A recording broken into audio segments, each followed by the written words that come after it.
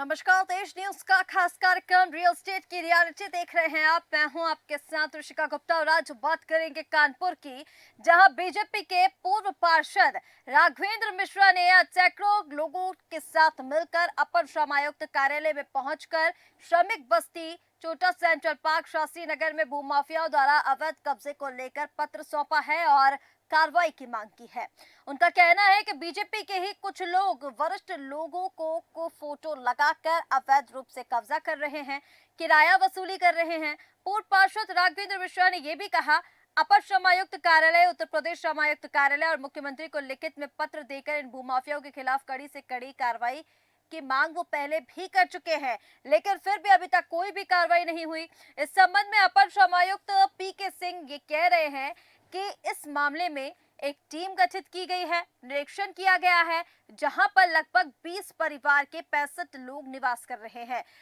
जो कि काफी वर्षों से रह रहे हैं और इसकी एक रिपोर्ट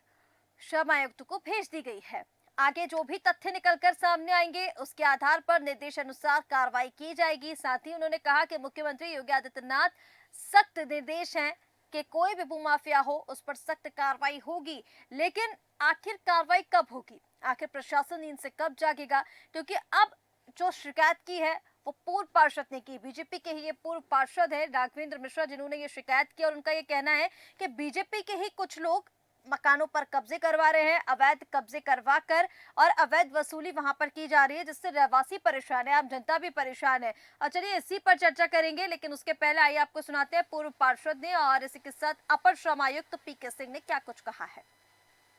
जी, जैसा तो आप खुद ही प्रश्न में अपने बता रहे हैं, यही बात उनके द्वारा बताई गई। जब मैंने अभी पिछले 20 दिन 25 दिन पहले जब कार्यभार यहाँ ग्रहण किया था, तो ये प्रकरण मेरे संज्ञान में आया था, तो मैंने इसकी गंभीरता देखते हुए तत्काल एक टीम गठित की थी। तो लोग मौके पर जाकर के वहाँ पे एक अपनी आख्या दिए थे, जिसमें ऐसा पाया गया कि 20 परिवार वहाँ पिछले काफ़ी दिनों से लड़ रहे हैं, जिसमें लगभग उनके परिवार के 65-70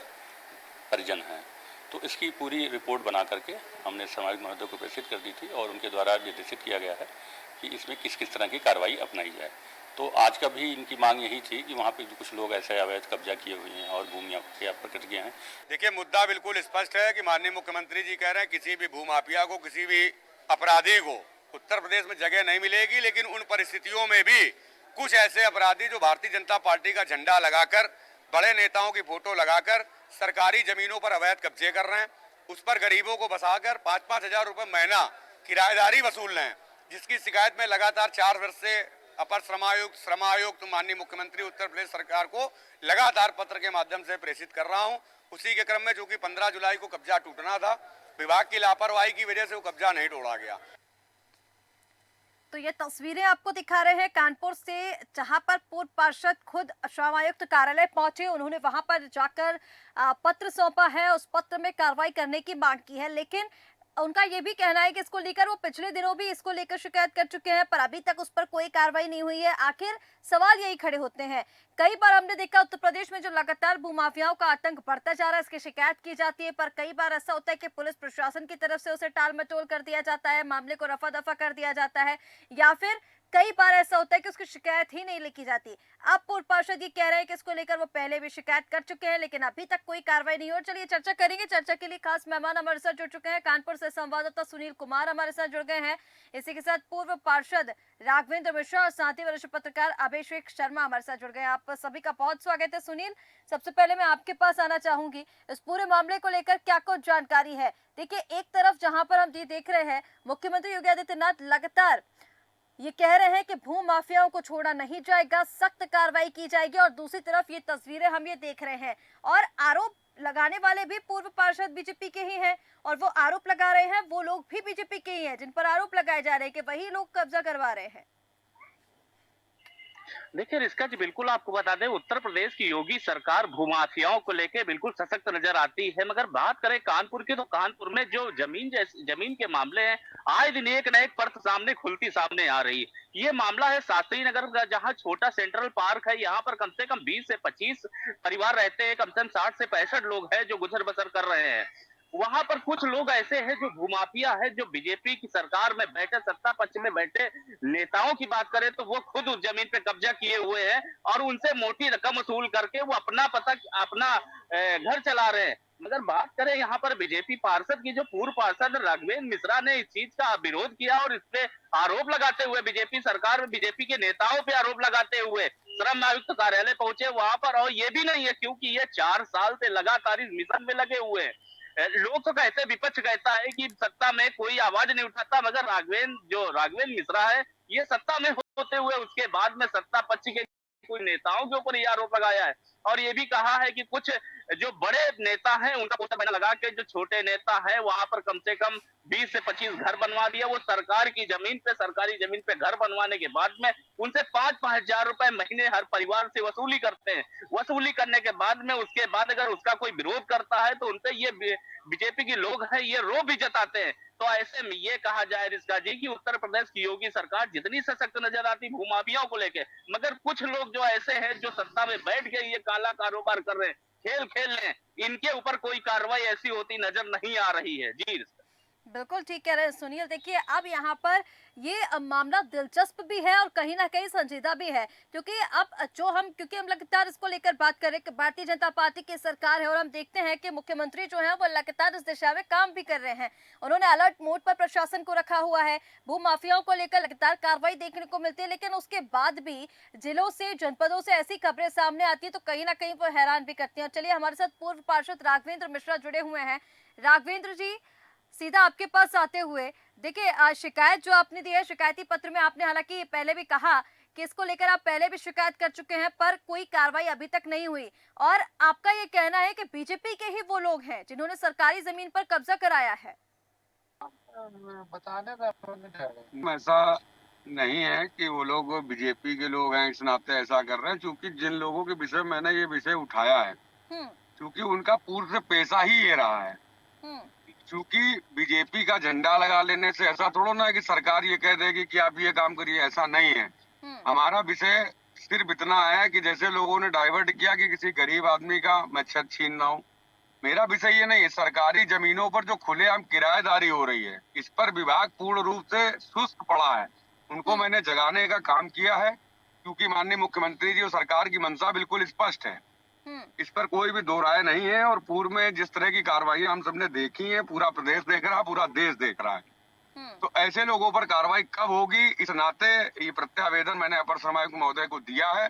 जो विगत कई वर्षों से मैं देता चला आ रहा हूँ कि आपके विभागों की तमाम जमीनें ऐसी हैं जिस पर लोग खुले रूप से कब्जा करके छोटे छोटे गरीबों को बसाकर उनसे जबरन वसूली करने का जो काम कर रहे हैं, ये नीतिगत और न्याय संगत नहीं है। चाहे वो व्यक्ति कोई भी हो, अपराध जो भी करेगा उसको उसकी सजा मिलेगी। हम लोगों का काम निरंतर रूप से सरकार या सरकार के नुमाइंदों को या सरकारी विभागों को लगातार अवगत कराना, मैं अपना काम पूरी निष्ठा के साथ कर रहा हूँ। ठीक है राघवेंद्र जी, आप ये बता रहे हैं कि आपका विषय सिर्फ इतना है कि सरकारी जमीनों पर जो अवैध कब्जे किए जा रहे हैं और जो वहां पर वसूली की जा रही है उन लोगों पर कार्रवाई हो। अब जैसे कि आपने यहाँ पर कहा कि वो बीते सालों भी आप इसको लेकर शिकायत कर चुके हैं, तो मैं आप ही से जानना चाहूंगी कि अभी तक ऐसे मामलों पर क्या कार्रवाई हुई, क्योंकि देखिए ये विषय उठाने का हमारा भी सीधा सा यही तात्पर्य है, क्योंकि कहीं ना कहीं हम लगातार ये देख रहे हैं कि उत्तर प्रदेश में ऐसे भूमाफियाओं का आतंक बढ़ता जा रहा है। अभी आप कानपुर से एक मामला बता रहे हैं, बीते दिनों हमने कानपुर से और मामले ऐसे उठाए जहां पर अवैध कब्जे किए हुए हैं,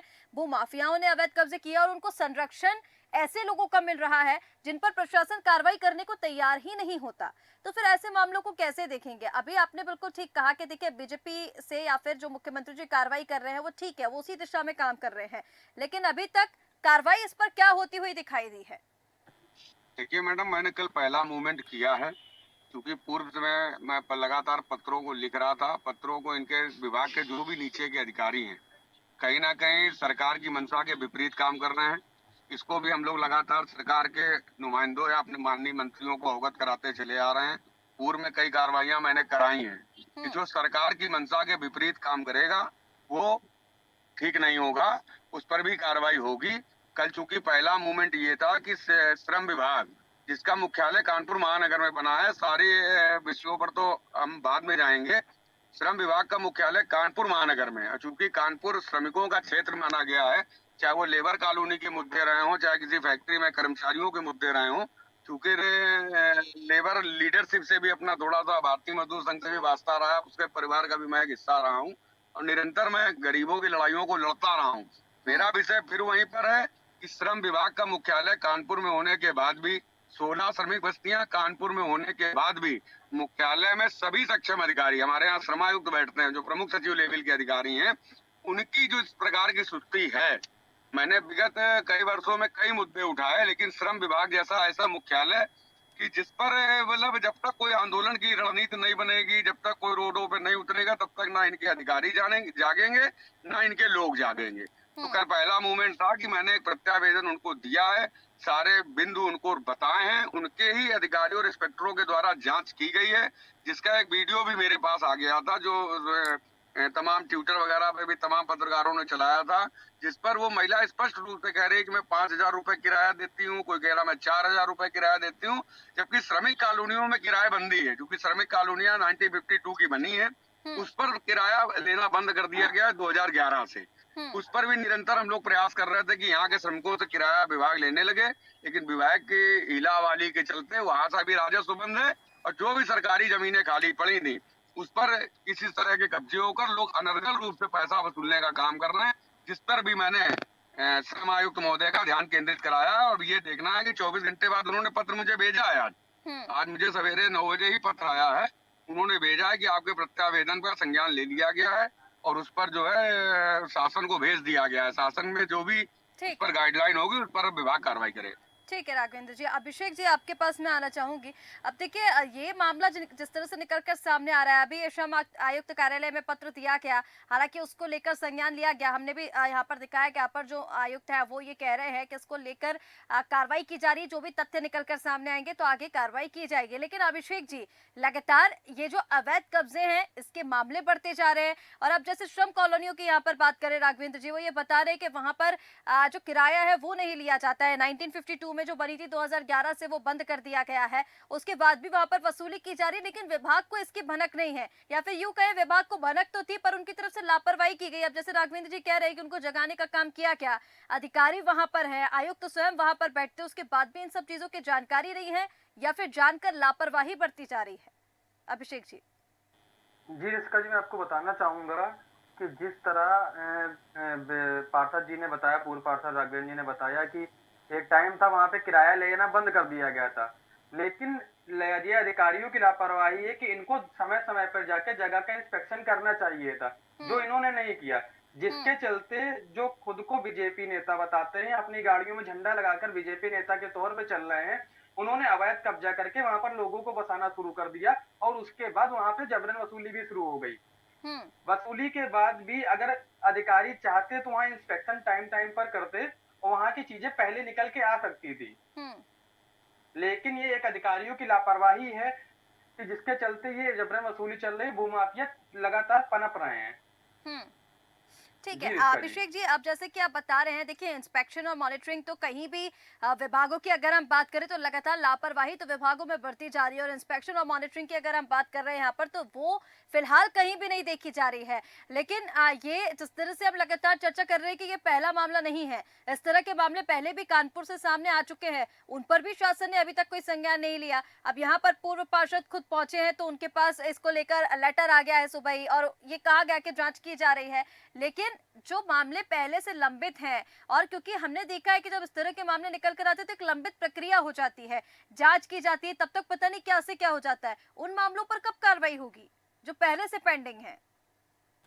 इसका जी ढाक के सब 3 पात होते हैं, सब मिली भगत होती है। जैसा कि राघवेंद्र जी ने खुद ये चीज बताई है कि जो वरिष्ठ भाजपा नेताओं की फोटो लगाकर कब्जा हो रहा है, तो जाहिर सी बात है अगर फोटो लगाकर कब्जा हो तो अधिकारी भी एक बार हाथ डालने पे डरने लगे हैं कि ऐसा ना हो कि हमारा तबादला हो जाए। सब कुछ जानने के बाद भी इसीलिए अधिकारी शांत तो मौन बैठे रहते हैं कि जो चल रहा है चलने दो। बाद में जब अब जैसा कि राघवेंद्र जी ने कागज दिया, अब ये चलेगा, विवेचना चलेगी, तहकीकात चलेगी, सब चीजें चलेंगी, तब तक चीजें सिमट जाएंगी, और उसके बाद कुछ दिन बाद इस मामले को दबा दिया जाएगा, जैसा कि बाकी मामलों में भी होता आया है। बिल्कुल ठीक कह रहे हैं अभिषेक जी। हमने लगातार इस तरह के मामले आते हुए देखे हैं, चर्चा हम उस पर करते हैं, कार्रवाई का आश्वासन तो दे दिया जाता है, लेकिन कुछ समय बाद ही उस मामले को ठंडे बस्ते में डालकर रख दिया जाता है। ये तमाम जो तस्वीरें हैं वो उत्तर प्रदेश से लगातार सामने आ रही है। पर सुनील, यहाँ पर हम मामलों में जो इजाफा देख रहे हैं, कार्रवाई को लेकर जो बात कर रहे हैं, राघवेंद्र जी ने जिस तरह से अभी बताया कि विभाग के अधिकारियों को जगाने का वो काम कर रहे हैं, तो कहीं ना कहीं विभाग के अधिकारी लापरवाही तो बरत रहे हैं। यहाँ पर शासन प्रशासन हम जिस तरह से देखते हैं, जब वो भूमाफियाओं पर शिकंजा कसने की बात करते हैं, उससे पहले सिस्टम में सुधार लाना भी जरूरी है, क्योंकि अगर विभागीय अधिकारी इस तरह से लापरवाही बरतेंगे तो भूमाफियाओं पर शिकंजा कैसे कसा जाएगा? देखिए इसका बिल्कुल आपको बता दें, उत्तर प्रदेश के मुख्यमंत्री, उनकी मंशा है कि ऐसे माफियाओं पर, क्योंकि वो कई बार सदन में भी खड़े होकर कह चुके हैं कि जो उत्तर प्रदेश के माफिया हैं या तो फिर शहर छोड़ दें या तो फिर ऊपर चले जाएं। तो ऐसे में कुछ ऐसा होता है कि माफियाओं को खत्म करने की बात करते हैं, और ऐसा देखने को मिल रहा है। क्योंकि आपको बता दें कि जैसे आज लखनऊ की खबर है, लखनऊ में एक सांसद हैं जो इंडिया गठबंधन के सांसद है, उनकी जमीन पे ईडी का छापा पड़ा हुआ है और वहां पर जमीन इनको नस्तो नाबूद की जा रही है। इसके पहले कानपुर की बात करें तो कानपुर की कई जमीनों को लेकर ऐसी कार्रवाई हुई है, जैसे पत्रकारों के ऊपर कई कार्रवाई ऐसी हुई है, एक पत्रकार जेल में भी है और कई पत्रकारों पर मुकदमा लिखा गया है। तो ऐसा नहीं है, कार्रवाई होती है। मगर बात करें अधिकारियों की, जो जैसे श्रम विभाग का मामला है, कानपुर का मामला है, कम से कम ये भी करोड़ों रुपए की जमीन है और ऐसी जमीनों पे, क्योंकि ये श्रम जो गरीब तबके के लोग हैं, जो वहाँ के लेबर है, उनके लिए कॉलोनी बनाई गई थी वहां पे फ्री में रहने के लिए। मगर जो सत्ता का चोला ओढ़कर जो लोग बैठे हैं, वो उस चीज का गलत दुरुपयोग कर रहे हैं, उसकी वसूली कर रहे हैं, वसूली करने के बाद में मोटी कमाई कर रहे हैं, मोटी कमाई से अपने शौक पूरे कर रहे हैं। इसमें अधिकारियों को देखना चाहिए, जिस तरीके से राघवेंद्र मिश्रा ने यह आरोप लगाया है और एक ये मुद्दा भी बना कि जिस तरीके से गरीबों के साथ में अत्याचार हो रहे हैं, लोग जो गरीब तबके के लोग हैं, वो गाड़ी कमाई से, उनका जो गाड़ी कमाई है उनसे वसूली की जा रही है और वसूली करने के बाद में वो गलत जगह पैसा लगाया जा रहा है, गलत उपयोग किया जा रहा है। तो ऐसे में अगर और भी ऐसे नेता तैयार हो जाए तो जो अधिकारी है, जो कार्रवाई करने में हीला हवाली करते हैं और इस तरीके से जैसे उत्तर प्रदेश के मुख्यमंत्री तमाम तरीके के दावे करते हैं, वो ऐसे अपराधियों पे कार्रवाई करने की बात करते हैं और अपने अधिकारियों को सख्त निर्देश देते हैं। मगर इनके अधिकारी जो है, अधिकारी सुनने का नाम नहीं ले रहे और ना ये कार्रवाई करना चाहते, क्योंकि इनके ऊपर राजनीतिक दबाव भी रिश्ता जी होता है। इसलिए हम यही कह सकते हैं कि शायद जो भी अधिकारी हैं, शायद कार्रवाई करने से डरते भी हैं। जी, लेकिन यहाँ पर जिस तरह से आप राजनीतिक दबाव की बात कर रहे हैं, दूसरा सवाल तो वही आ जाता है ना, जैसे कि आपने कहा कि अधिकारी जो हैं, अगर बीजेपी के अगर वरिष्ठ नेताओं की फोटो लगाकर वहां पर अवैध कब्जा किया जा रहा है, तो कहीं ना कहीं अधिकारी कार्रवाई करने से डरते हैं। लेकिन इसको लेकर भी तो शासन को कुछ ना कुछ एक्शन लेना ही होगा, क्योंकि देखिए भूमाफिया जब सामने निकल कर आते हैं तो हमने लगातार ऐसा देखा है कि अधिकारियों की मिलीभगत उनसे हो जाती है, या फिर बड़े नेताओं का, जैसे कि अभी हम चर्चा कर रहे थे, उनका संरक्षण उन्हें मिल जाता है और इस वजह से ये जो सारी चीजें सामने आती है। लेकिन इसका खामियाजा तो आम जनता ही भुगतती है। धरातल पर तस्वीरें कुछ और होती हैं। जैसे कि हमने कहा कि अभी हम चर्चा कर रहे हैं, कुछ समय बाद हम देखेंगे, क्योंकि लंबित प्रक्रिया होती है और फिर ये जो पूरा मामला है इसे ठंडे बस्ते में डालकर रख दिया जाएगा, जैसे हम बाकी मामलों पर चर्चा करते हैं, और कुछ दिनों बाद उनकी चर्चा पूरी तरह से विलुप्त हो जाती है, खत्म हो जाती है और नतीजा कुछ भी नहीं निकल कर आता। अब इस मामले में क्या परिस्थितियां नजर आ रही हैं सुनील? आने नहीं दे रहा है राघवेंद्र जी ने श्रम विभाग के जो भी पीके सिंह जो हैं, जो उन्होंने एक आश्वासन भी दिया है कि हम जल्द से जल्द उन पे कार्रवाई करेंगे, जो भी आरोपी है उनके ऊपर कार्रवाई होगी और उनसे वो जो जमीन है, जमीन छीन को अलग की जाए, क्योंकि जमीन सरकारी है रिस्का जी। और ऐसी सरकारी जमीन पे माफियाओं की नजर गड़ी हुई है और कानपुर से हम कई खबरें इसी दिखा चुके हैं, जो 100-100 करोड़ की, 200-200 करोड़ की जमीन है और सत्ता का चोला ओढ़ के जो नेता है उनके संरक्षण में। क्योंकि होता यह है कि जो नेता है वो खुद नहीं काम करते हैं, अपने किसी छुटपैये नेता को लगाकर उसकी वसूली करवाते हैं, उसके बाद में उनकी भी झोली पैसा आता है और ये पूरा पैसा का बंदर बाट होता है। बंदर बाट होने के बाद में अगर उनके कार्रवाई की बात आती है तो वो जो बड़े नेता बैठे हुए वो केवल इसी के लिए संरक्षण देने के लिए बैठे हैं कि वो अधिकारी को दबाव में ले लेते हैं, अधिकारी उन पर कार्रवाई नहीं कर पाता और मामला धीरे से धीरे करके वो ठंडे बस्ते में पड़ जाता है। और जब मामला मीडिया की सुर्खियों में आता है तो थोड़े दिन के लिए आश्वासन तो जरूर मिल जाता है, मगर ऐसे लोगों पर इसका जी कोई कार्रवाई नहीं होती है। मगर बात करें राघवेंद्र जी की, वो समाज सेवी भी है, इसके पहले पार्षद भी रहे, इन्होंने एक मुद्दा उठाया है, मुद्दा उठाने के बाद में खैर इनका मुद्दा है जो अधिकारियों ने संज्ञान में भी लिया है, क्योंकि इनका कहना ऐसा कि अगर अधिकारी सुनवाई नहीं लेंगे तो हम आमरण अनशन भी करेंगे। मगर आज इनको आश्वस्त करते हुए, कल आश्वस्त करते हुए अधिकारियों ने कहा है कि आप ऐसा कोई काम न करिए, मगर हम आपके जो भी आपने जो मामला लेके आए हैं उस पर कार्रवाई करेंगे, कार्रवाई करने के ऊपर आरोपियों के ऊपर हम कार्रवाई भी करेंगे, मगर देखना ये होगा रिस्का जी कब कार्रवाई होती है ये तो आने वाला वक्त बताएगा। तो ये यक्ष प्रश्न बना हुआ है कि ऐसे मामलों पर आखिर कार्रवाई कब होगी। ये पहला मामला नहीं, क्योंकि इस तरह के मामले लगातार सामने आए। राघवेंद्र जी, एक अंतिम प्रतिक्रिया आपसे लेना चाहूंगी। अब यहाँ पर आपने शिकायती पत्र दे दिया है, ज्ञापन सौंप दिया गया है, आपको आश्वासन मिल गया है, लेकिन वाकई आपको क्या लग रहा है कि क्या इस मामले पर कार्रवाई होगी, जैसा आप चाह रहे हैं वैसा होगा? और अगर ऐसा नहीं होता है, क्योंकि एक लंबित प्रक्रिया होती है, अब तथ्यों की जांच की जा रही है, उसके आधार पर जो भी चीजें सामने आएंगी उस पर कार्रवाई होगी। और लगातार हमने देखा है ऐसे मामले जब सामने आते हैं तो अगर अतिक्रमण किया हुआ है तो अतिक्रमण हटा दिया जाता है, जमीन खाली करा ली जाती है, लेकिन उनके पीछे जो लोग होते हैं, जो भूमाफिया होते हैं, एक तो उन पर कार्रवाई नहीं हो पाती। और अगर अभी फिलहाल इस पर कोई कार्रवाई नहीं होती तो आपका अगला स्टैंड क्या रहेगा, राघवेंद्र जी? देखिए, मैं इस तरह के मामले लगातार उठाता हूँ। जनहित में जो भी काम जरूरी है उसके लिए निश्चित रूप से हम लोग लगातार निरंतर गतिमान रहते हैं। और चूंकि जहाँ तक मेरा सामाजिक जीवन है, राजनीतिक जीवन है, जो भी चीजें गलत हैं समाज के अंदर, उसके खिलाफ हमेशा से मैं मुखर होके बोलता रहा हूँ। ये मेरी अपनी एक पहचान आप मान लीजिए या आदत मान लीजिए। तो चूंकि आश्वासन भी मुझको मिला है, जांच ऑलरेडी विभाग कर चुका है, जिस पर उसने रिटर्न लिखित रूप से मुझे दिया है कि 22 परिवार के फला इतने लोग वहाँ पर निवास कर रहे हैं। मैंने उनसे यही मांग की है कि पहली बात तो इनसे तत्काल अवैध वसूली बंद हो जानी चाहिए, जो किराए के नाम पर जो भी संबंधित लोग ले रहे हैं। अगर इन परिस्थितियों में वहाँ पर एक सूचना पट लगा दीजिए कि ये भूमि जो है वो श्रम विभाग की भूमि है, इसमें जो भी लोग रह रहे हैं उसका विभाग पुनर्वास करने जा रहा है। सर, पुनर्वास की कार्रवाई आप 1 महीने के अंदर संपादित करा के अतिक्रमण हटा देते हैं, मुझे लगता है कि दिशा में एक बड़ा कदम भी होगा और ऐसा करने वालों को भविष्य में एक जो है सीख भी होगी कि हम गलत करेंगे तो गलत होगा। अगर 1 माह बाद इस पर जो कार्रवाई नहीं होती, चूंकि मैं लगातार पत्राचार कर रहा हूँ और मेरा प्रयास ये रहेगा कि 1 हफ्ते 10 दिन के अंदर मैं प्रमुख सचिव श्रम से मिलूं लखनऊ के अंदर, उनको पूरे मामले की जानकारी दूंगा। नहीं होगा तो आगे माननीय मुख्यमंत्री जी से मैं समय लेकर इस विषय को उनके संज्ञान में लाऊंगा। ठीक है, तो ये तमाम जो तस्वीरें आप देख रहे हैं कानपुर से, आपको दिखा रहे हैं कि किस तरह से